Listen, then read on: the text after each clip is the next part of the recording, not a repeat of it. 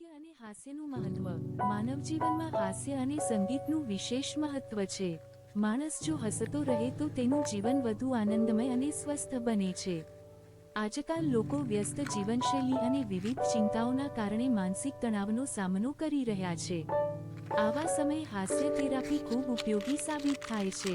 ડોક્ટરો કેન્સર જેવા જીવલેણ રોગો માટે વિવિધ થેરાપીથી સારવાર કરે છે, પરંતુ મનને ખુશ રાખવું પણ આરોગ્ય માટે એટલું જ મહત્વનું છે. પ્રસિદ્ધ હાસ્યકારનું કહેવું છે કે હાસ્ય માણસને તંદુરસ્ત રાખે છે. તેથી તેઓ કહે છે, હસતા રહો, હસાવતા રહો.